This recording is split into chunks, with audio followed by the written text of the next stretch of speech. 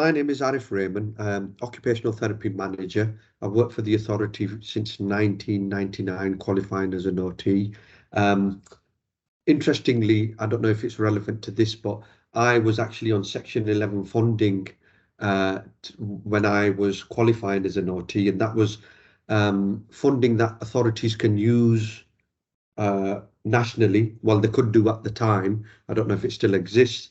And I was funded because of underrepresentation of Black and ethnic minority groups into occupational therapy.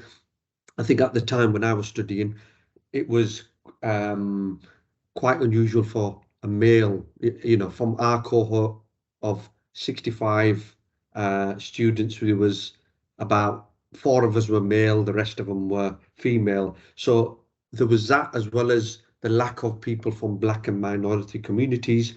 Bradford took the initiative of getting some Section 11 funding, and they funded me to do the OT course.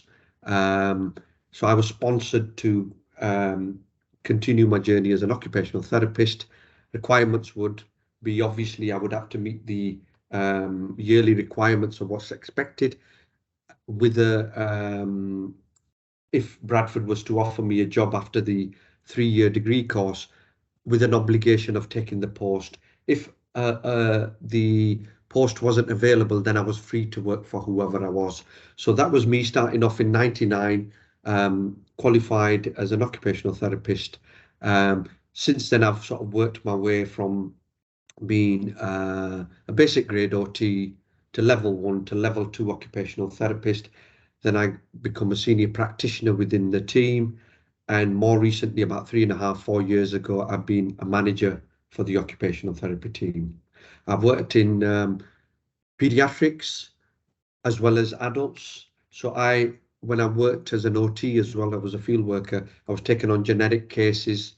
So I had a feel for both pediatrics and adult cases. And since then, I've gone on to manage both the teams.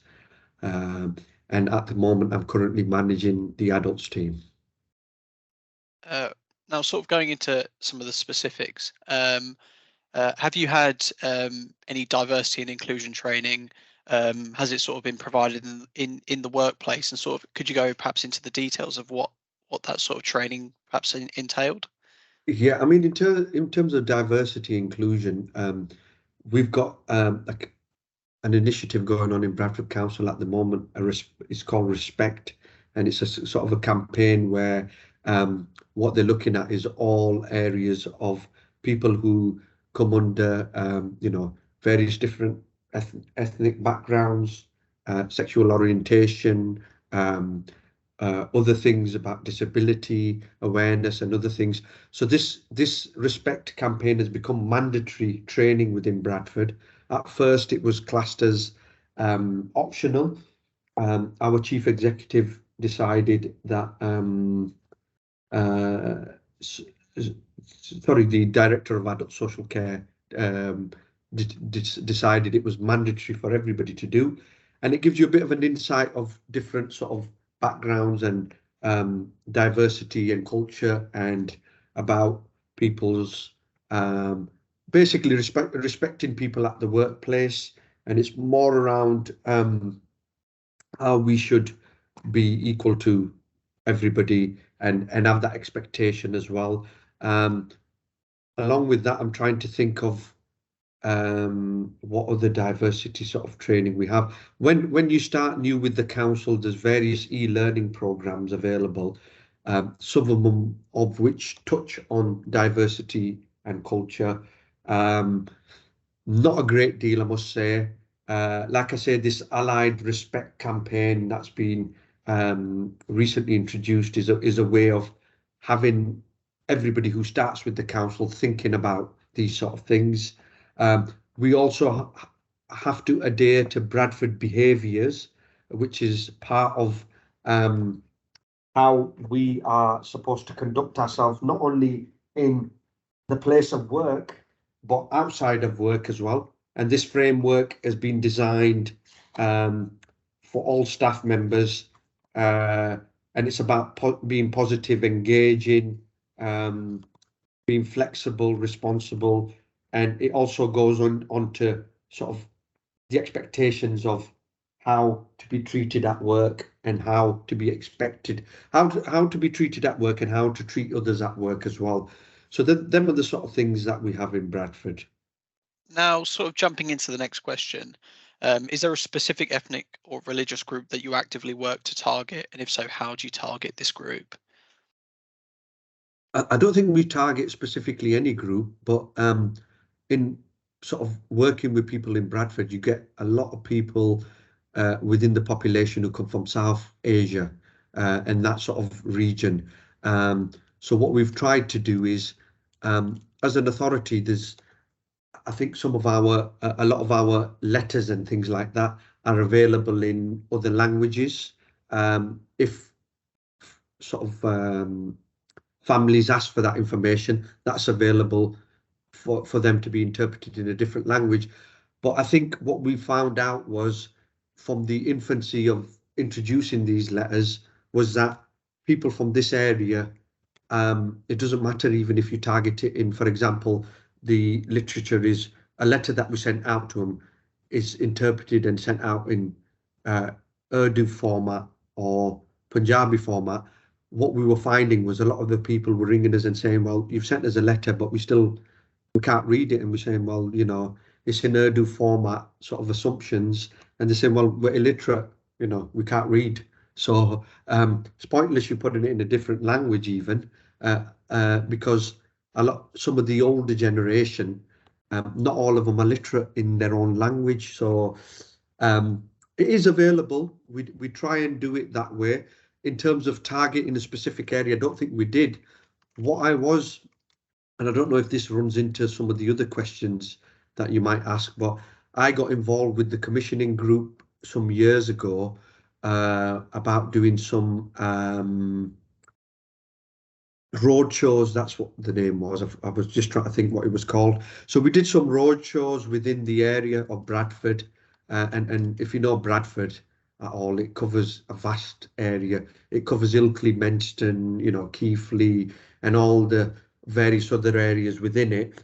And I got involved with the commissioning group where they used to do road shows, and what they would do is book out, for example, a community centre or a church or various settings within the community, and they would have a roadshow where they would talk about adult social care and what's available. And part of that roadshow was my involvement. I was approached, and I attended quite a few of them roadshows. I just specifically stood up and talked about occupational therapy because I think what you'll find is within sort of Bradford and nationally, if you speak to people and you say, I'm an occupational therapist, they automatically assume sort of like occupational health and do you get people back into work? And, so I explained to him, it might be an element of that, but really we deal with the setting that looks at physical disabilities, and we look at how we can, provide equipment, major adaptations, etc. So this roadshow was very useful in that the people from from indigenous community, they didn't have a great deal of awareness about the services, let alone people from South Asia or from the Caribbean islands or various other places of the world. They had less of an idea about what's available to them. So it was like a workshop, and it was advertised within the LinkedIn with day service provisions, which I know over the years have been stretched and limited even further. But it was linked into that sort of environment where you had people from different backgrounds, and my bit was to talk about occupational therapy and explain to them what that might be about, what that might entail, and how we might be able to help them. So that's really all we've done in a way. The other way I suppose we target is we have careers fairs, and in them careers fairs, we've just had one recently where we'll have occupational therapists who will be on stands from our department, and what we'll try and do is promote to people from various backgrounds allied healthcare professions, and some of the things that might involve working with OT. So other than that, I don't think there's and within the community, because there's a big drive toward community support led support, CLS approach. Within that CLS approach, will there'll be certain designated OTs designated for certain areas, so they might be approached about certain aspects of what you're referring to, Harry, with, and they'll give them some information around that. I haven't really got any feedback from any of them to say we specifically targeted a certain area or a group, so to speak. So sort of jumping into the next question, how is your role being limited in what you can do when engaging with individuals from ethnic minority backgrounds? I suppose some of the limitations we come across is where you've got some certain people's cultural beliefs and religious beliefs, which unfortunately, if you look at it from a perspective of especially when you're doing disabled facilities grants, the DFG legislation doesn't take into consideration somebody's cultural or religious beliefs. What I mean by that is, for example, we go out to visit somebody and they're suggesting that we're suggesting an area of the footprint within the property where we might consider doing major adaptations, like i.e. putting a through floor lift in that particular room, or convert part of it into a bedroom and make ensuite wet room. And they'll say, oh no, you can't possibly do that because we use this room as a prayer room. Or there might be an instance where they say, in our culture, if we have men folk coming into our house, we will tend to sit in different rooms in terms of where the women will sit, in terms of where the men will sit.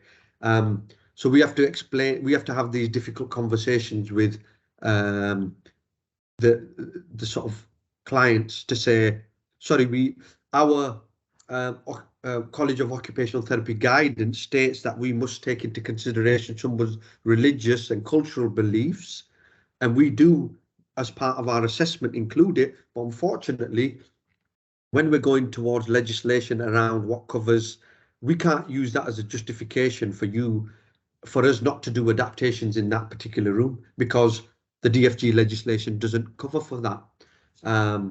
So we've had stumbling blocks around that. I've coming from the Muslim background in the Muslim faith, I've had people approach me about certain things, and they've said, oh, we've been to see this person. They're saying, they're suggesting they can only clean themselves with with a certain hand when they've gone to, they can only carry out ablutions with the left hand. They can't use the right hand, and etc., etc. In some instances, it's the client who are trying to push for something that they want rather than a need, which I'm sure if you worked in a setting of adult social care as an occupational therapist, that raises its heads with all cultures, whether you're from the indigenous community, whether you're from a different background. There's a perception of what the client wants in relation to what we're assessing for needs. So in some circumstances like that, when I've been approached, I've had to be honest and say to the relevant therapist that I can't really comment too much on other religions, but I can certainly comment on Islam.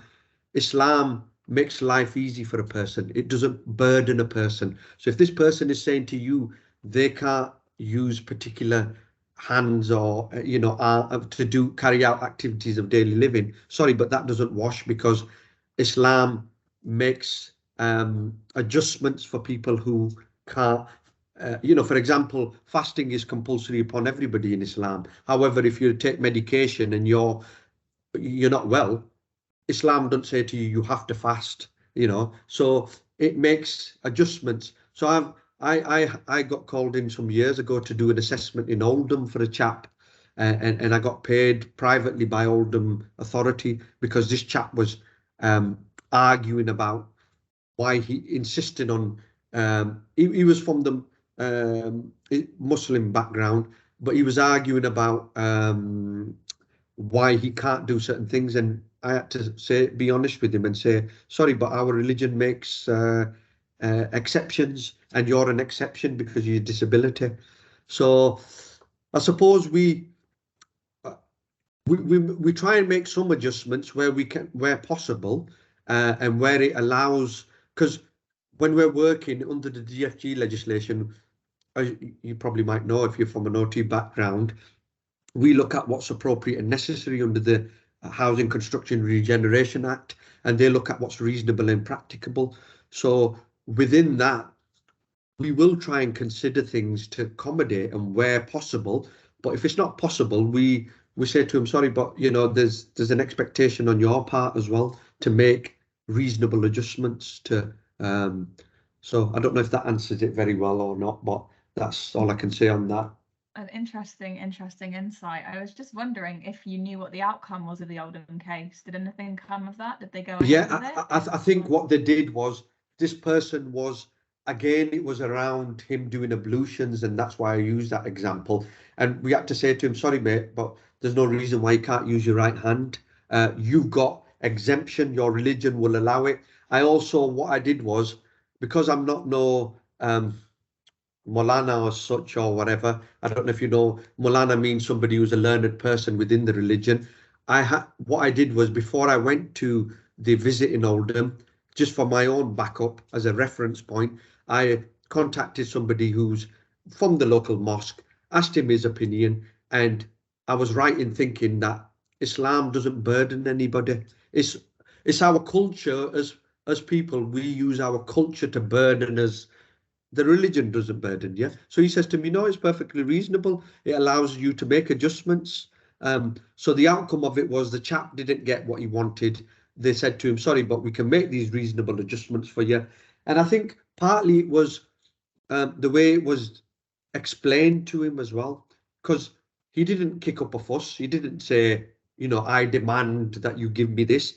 He was quite accepting of what the outcome was, because I think he understood that somebody who, like myself, somebody who came out to assess him, I think part of the battle is you at least understand where they're coming from, and you can try and take that into consideration, and you do take it into consideration, but you say to him, however, we've taken that into consideration, but the circumstances are such that it would be ultimately housing who will decide what is considered as reasonable and practicable. And I think he was more accepting of it, it was quite a few years ago, I even forget the manager's name who asked me to do the assessment, and she sort of, she really appreciated the assessment and said, I think coming from yourself, and whereas somebody who doesn't quite understand the culture or the religion, the chap might have tried to say certain things which are not quite necessarily the full facts, whereas I was able to sort of maybe challenge some of that, and it was a successful outcome for Oldham as well as for the chap. So I think every party was quite happy in the conclusion to that. Great. It seems like your role on the team has contributed to really better representation for certain groups. Would you say that there are other examples where you think that your position on the team has really contributed to better representation? I think so. Where I suppose where we've looked at it, when we get traditionally we have wash dry toilets that help to clean people who are unable to use the range of movement to be able to do that, or disability with paralysis on one side of the body, or etc., the arm. And what we've tried to do there is, wash dry toilets are, you probably know, they cost about £3,000 plus. And what we were finding was, in some instances, we're making this expensive recommendation and people are using them as traditional flush type toilets. They're not even using the cycle. And I think part of it was, some people within the South Asian, I know I'm referring to that a lot, but in the South Asian community, you have what's called a douche shower arm, and they have the attachment within the bathrooms, and it's like £100 and odd pound where you get a plumbing and it's off your cold water feed. And what you can do is once you've been to the toilet, if you need to use water do ablution, and if you're unable to hold a jug which is full of water, this douche arm is like a shower hose, and you can quite easily position it if you have the range of movement and arms, and you can manipulate the controls within the fine movements. You can wash and use that. That's an alternative. That's some people prefer. And if you can compare that to £200-300 plumbed in and everything compared to £3,000, it works only for some people, I must say. So we've targeted that for certain people, and we tried to work with housing to say, do you want to give them an option? Because if they're happy to use that and they're able to use that, is that an option we can consider? I think we tried to use it once or twice, but then there was other complications arising. So we tend to point service users towards self-purchase, so self-funding of these sort of things. Leading on now to perhaps some more personal questions, I'm interested to know, why did you actually want to do occupational therapy in the first place? What was your interest that drew you to occupational therapy? Occasionally I would go out and do interpreting for lift engineers who were going out to look at feasibilities, whether the through floor lift was feasible. Them requests usually come from our department from OT. So there were some instances where when the lift engineer went out to do the visit, they come across families who didn't speak English. So if it was Urdu Punjabi, I can speak Urdu to an extent and Punjabi. My mother tongue is Hinko, which is a bit different. So if there was families who spoke that language, I would go out and do the interpreting. And there's we've got a lot more families now who sort of originate from Afghanistan, and that's where my family come from. So, and they speak it's not a dialect, it's a different language, it's Pashto, which is different language altogether. So I used to go out and do interpreting for the lift section, and that's how the manager from the lift team, I got introduced to them, and some of the OTs who used to go out on the joint visits. I got some really good feedback from the OTs as to, when I went out on visits with them. And then the manager approached me when this Section 11 funding was available and said, by the way, we've got an opportunity to train somebody up to be an OT. Have you ever thought about being an OT? And I just started thinking about it and thought, well, I go out with OTs and do visits. I know it's a small element of what I do, is just interpreting, but I think I was just quite impressed with the whole way that they could help people. And I think in this sort of profession, in any sort of that type of profession, you've got to have that sort of caring nature to be interested in it in the first place. And I like to think I've got that. That's why I've gone into OT and just making a difference. And I saw what difference it made to people's lives, the adaptations, because I never knew anything about how OTs assess the OT processes or, what's involved in it. And that's how I come about it. And I went for the Section 11 funding and sort of got the job as a trainee OT and sort of qualified. So that's how I come about OT. Brilliant. Would you say then that your professional and personal life experiences have shaped your understanding of these different communities? Certainly so, yeah. I would certainly say so, yeah. After speaking a lot about South Asian communities, I know your experience is largely with that. How would you say that the DFG currently meets the needs of South Asian communities and individuals from those communities? And how do you think that the DFG could be meeting those needs better? I suppose there's a fine line, because I think in Bradford, what the housing department that administers the DFGs, they're not so rigid and stuck in what, it has to be this or it has to be that. That helps.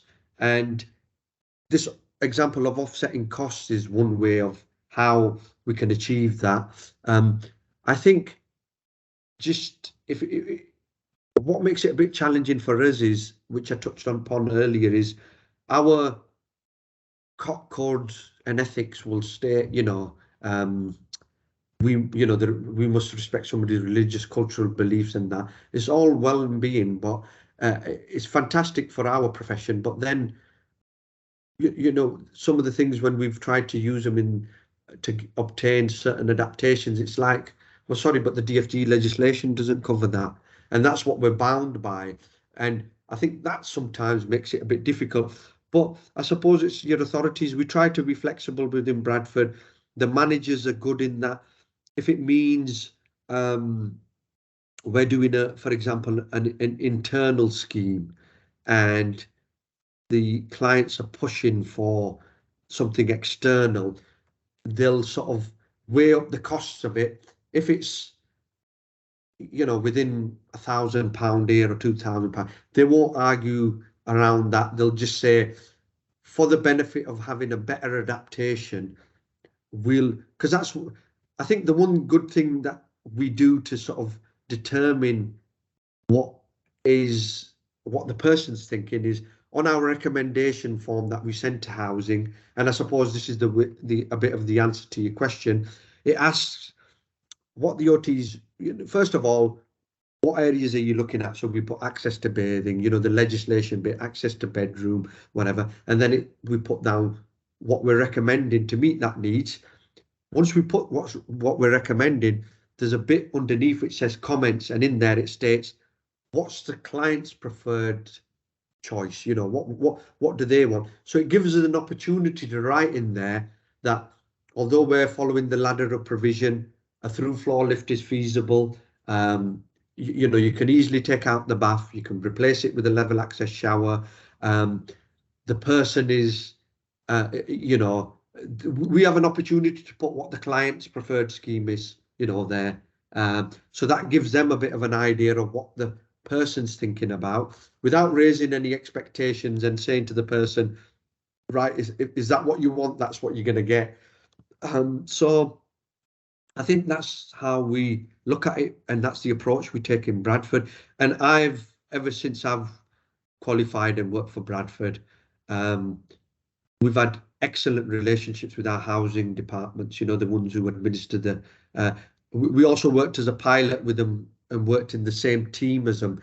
And there's a lot of, I think, research out there that suggests that when a housing team and an OT team is sitting together, it works really well. Our pilot worked so well.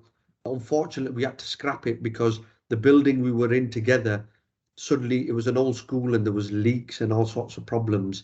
So we ended up being in the same building but different floors. Now we've ended up in different buildings altogether. So I think that helps to facilitate and make things run smoothly.